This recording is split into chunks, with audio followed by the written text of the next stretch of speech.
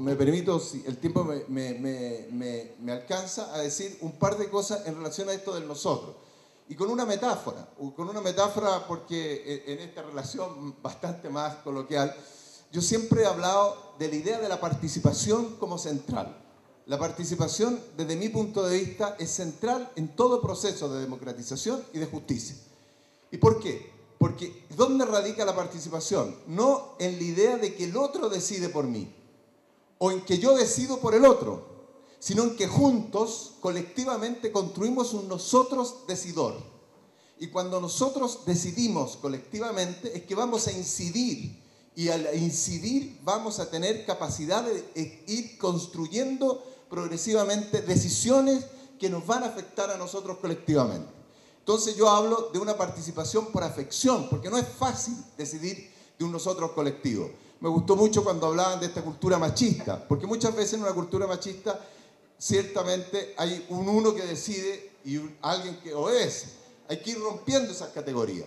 Y yo siempre digo, por ejemplo, y aquí una metáfora para comprender. Supongamos, yo siempre digo, cuando dos personas se encuentran, un hombre y una mujer se encuentran, y uno puede decir perfectamente, yo tengo mi camino, tengo mis expectativas y mis sueños, tú tienes tu camino, tu expectativa y tus sueños.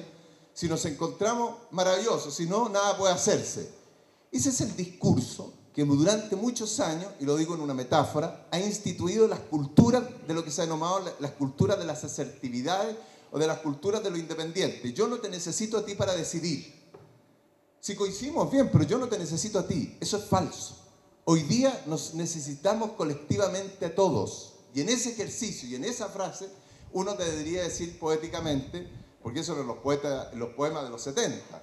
Hoy día, en el 2010, podríamos decir que si yo me encuentro contigo, tú tienes tu camino, tu sueño, tu expectativa, yo tengo mi camino, mi sueño, mi expectativa. Si nos encontramos, es maravilloso. Pero, ¿qué es lo que agrega la cultura en nosotros? Agrega de que si nos encontramos, tú dejas algo de tu camino y yo dejo algo de mi camino y juntos construimos un futuro maravilloso. La cultura del nosotros es dejar algo de mí para con el otro construir ese desafío del mañana. Yo quisiera permitirme un par de reflexiones porque me motivó mucho lo que ha planteado el grupo de Palma del Socorro a propósito de la conflictividad. Porque la verdad que cuando nosotros trabajamos en el espacio de la conflictividad, y necesariamente tenemos que aprender a reconocer los conflictos que existen en nuestra realidad. La cotidianidad es donde están los conflictos. ¿Cómo reconocemos esos conflictos? No tenemos un aprendizaje para reconocer los conflictos. Y no tenemos ese aprendizaje para reconocer los conflictos porque muchas veces creemos que hay un otro que resuelve el conflicto, hay una ley que está establecida para resolver el conflicto. Y no es así. Fíjense, y aquí quiero colocar un ejemplo para vincularlo con lo que ustedes están señalando. Supongamos en Chile, yo me tocó vivirlo, en el caso de grandes empresas que iban a depositar basura a ciertas poblaciones. Entonces los vecinos se empezaron a contaminar y empezaron a enfermarse por los desechos de basura. Entonces, de repente, el dueño de la empresa que iba a dejar la basura, un supermercado, un momento las personas le preguntaron, bueno, pero usted es el que genera el conflicto. Yo no soy responsable de ningún problema. Yo no genero ningún problema. Yo actúo conforme a ley. Y efectivamente había una ley que le permitía ir a botar los basuras. Este es un punto extraordinariamente importante porque durante muchísimos años los generadores de los conflictos se han escondido en una ley abusadora para generar de que la comunidad no reaccione. Y la ley ha permitido escudarse al generador del conflicto para que éste se siga reproduciendo. Entonces, lo interesante de entender un conflicto es decir, ¿quién es el verdadero generador del conflicto?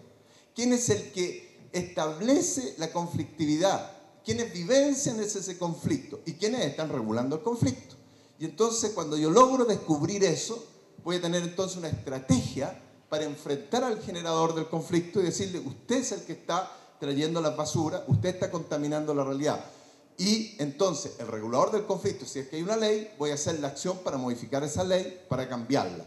pero en definitiva yo ya he identificado a aquel que genera el conflicto.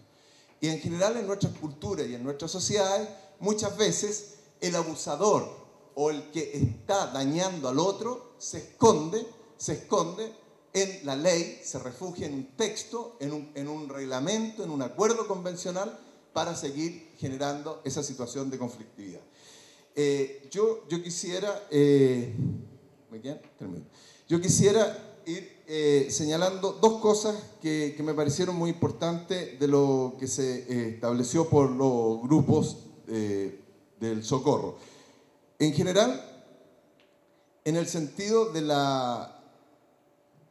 los conflictos que ellos señalaron, yo no puedo dejar pasar por alto, a propósito de este mismo ejemplo que yo señalaba, a propósito de la veeduría ciudadana. Como todos ustedes saben, hoy día, el tema de la naturaleza con nosotros también es una unidad. Y también somos de la naturaleza. Muchas veces nosotros decimos, yo cuido la naturaleza. Es un error. Yo no es que yo cuide la naturaleza. Yo y la naturaleza formamos una unidad y por lo tanto, yo me cuido al cuidar la naturaleza. Somos una relación única y en este sentido quiero rescatar lo que ha planteado en la única constitución que se ha reconocido la naturaleza como sujeto de derecho, que ahora, recientemente, el año pasado, surgió en Ecuador, la naturaleza como sujeto de derechos. ¿Cuántos ecocidios se han constituido en los últimos tiempos dañando la naturaleza, ofendiendo a la naturaleza? Pero cuando se ofende a la naturaleza también se ofende a nosotros. Y cuando se ofende a nosotros, nosotros somos responsables de esa situación. Entonces a mí me parece muy bien lo que ha planteado el Grupo del Socorro y esa idea de construir o del aprender desaprendiendo, a mí me parece que está en la génesis de la forma de construir los procesos de justicia en equidad. Yo quisiera concluir diciendo lo siguiente. A mí me ha gustado mucho y me he sentido muy contento de escuchar las intervenciones de los grupos, porque en el fondo hay aquí una apuesta central de un desafío tremendo. La construcción colectiva de las normas de la comunidad para resolver los conflictos es la relación perfecta para avanzar en una construcción de una democracia sólida, serena y madura.